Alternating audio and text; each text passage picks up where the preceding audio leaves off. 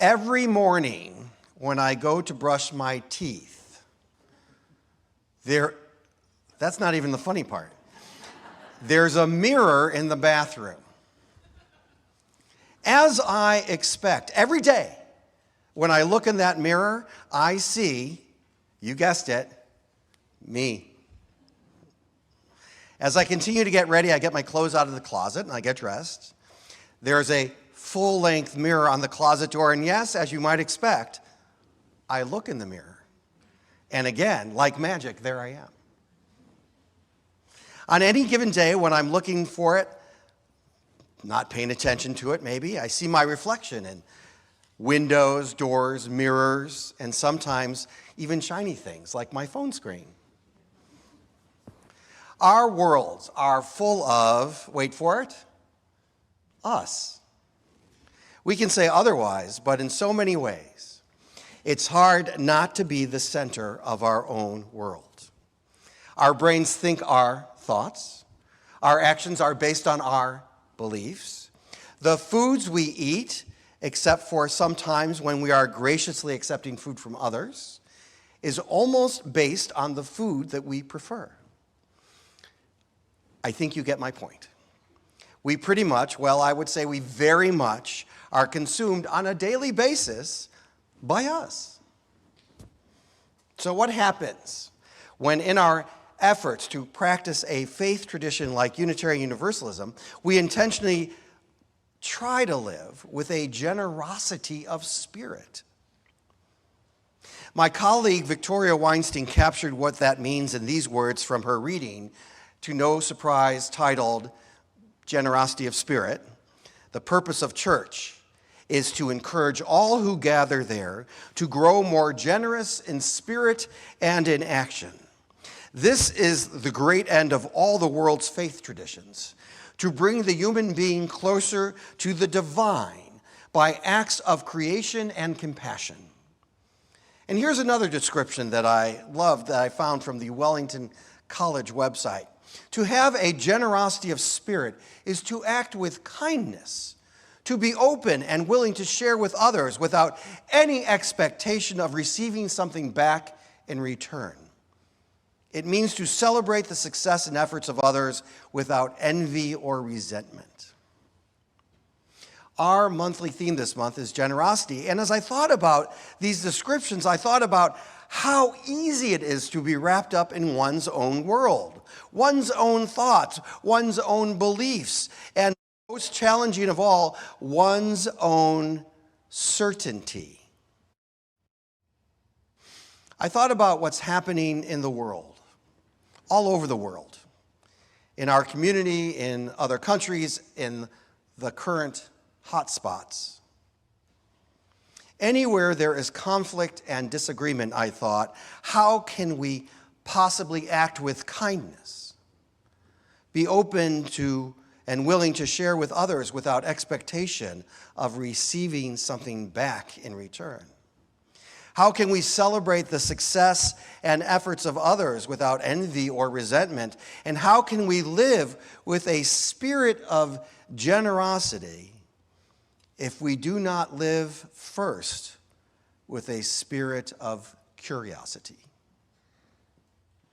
It's so easy to see the world as a reflection of ourselves. Let me illustrate.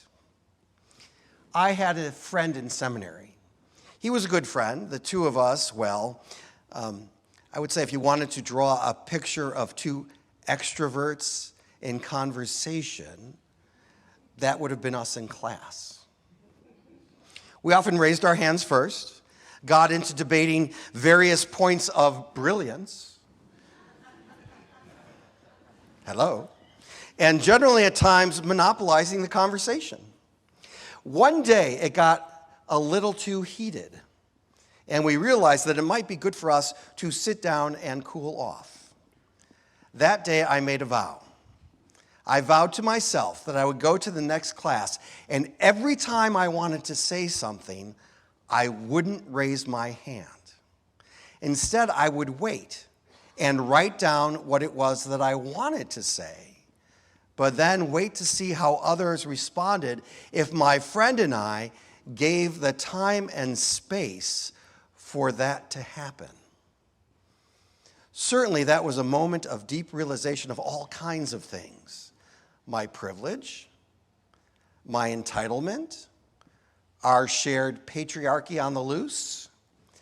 But most importantly, I think it was a moment where I learned that being curious and listening to what others had to say brought thoughts and feelings and learnings I never would have experienced if I hadn't sat down and shut my mouth. Now, for those of you who know me, this is still very much a practice. That's not funny. However, the level of my intention around being curious and supporting a spirit of curiosity increases all the time because honestly, I am not sure how we are going to live in this world or be generous with our spirit if curiosity is not something that we practice. In his article, Get Curious Before You Get Furious, 4 tips for dealing with frustrating coworkers. I wasn't talking about you. Clinical psychologist Gary Brandt says to avoid angry eruptions, it helps to be aware of your mounting frustration. Learn to recognize your body's emotional clues. For example, when you get angry, does your face flush? I'm not going to ask for hands. Do your neck and shoulders tighten? Does your breathing pattern change, perhaps more rapid or shallow? He tells us this because our awareness of how we're feeling is really important. But it's the next step that's vital to practicing a spirit of curiosity when dealing with conflict of, frankly, any kind of difference. He says, assumptions are fleeting thoughts without factual support that we accept as true. Assumptions are fleeting thoughts without factual support that we accept as true. Challenge your initial impulses. Does this person really have something against you? How do you know? Are they really that bad a person? Or are you filling in the gaps that you think might be true? Do you have any information beyond personal opinion or anecdotal data to support your beliefs? Filling in the gaps of our knowledge with negatives is a natural human tendency and easy to do, he says. But it can lead to relationships based on false assumptions that fuel misunderstandings. So why not assume you don't know the whole story? Decide to withhold your judgment until you do, and beware of others who want to finish or embellish that story for you. A spirit of curiosity that leads to the spirit of generosity is incredibly hard and incredibly important spiritual practice. So often the lack of curiosity of spirit doesn't lead to living generously and loving, especially when fed by assumptions grounded in our own certainty, fed by an unwillingness to move beyond what we know about all kinds of things like religion and politics and policies and people. The narrow approach can lead to so many problems, and we are seeing it exploding right now in this world. There's another article I was reading. It's Why Curious People Have Better Relationships. And psychologist Jill Sudi was talking about a study by someone right here at George Mason. His name's Todd Kasdan, and he's the director of the Well-Being Laboratory at George Mason. She says, curiosity can be difficult, of course. Sometimes we're afraid of interacting with those who are different from us, who might seem intimidating in some way. Maybe they are super attractive, intelligent, accomplished, or cool. But giving into these obstacles will more likely lead to remorse than happiness, because Kasdan says, what we know from science is that our greatest regrets don't come from trying and failing, but not from trying at all. This inaction bothers us more, he says. Instead, he argues, the road to a good life is paved with curiosity. If we seek to uncover what's most interesting in each other, we will augment our relationships, and that in turn will lead to more happiness. You may not be able to change your happiness by turning a dial, but you can change your curious mindset. You can make yourself more curious, and in the moment, that will make a big difference in your life. So if one of the primary reasons for doing this church thing, let's not argue about the word, is to encourage all who gather to grow more generous in spirit and action, what if this is really one of the greatest callings of all the world's faith traditions? To bring human beings closer to the divine by acts of creation and compassion.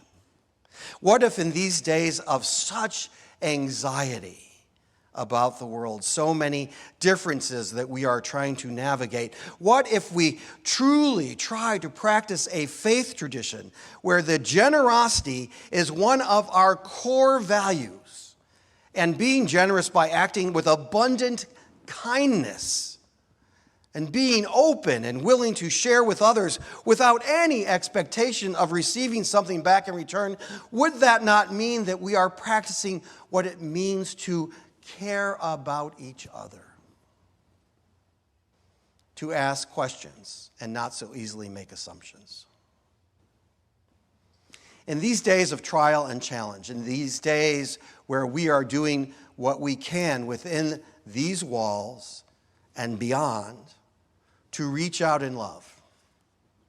Reaching out in love doesn't mean walking into the room and knowing all the answers. Reaching out in love is not always centering the world on ourselves. And as we practice curiosity, our potential for generosity does grow.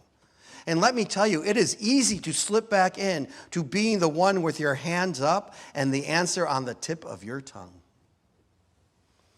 But what I also know, as a practicing Unitarian Universalist, I want everyone who enters into this place, who watches us online, who has any interaction with UUCF, to as much as possible feel safe, feel seen, feel whole, feel brave, feel loved, and feel like they belong in order for that to happen in this world. A little more spirit of curiosity leading to practicing a spirit of generosity could possibly even help us all. May that be so, and amen.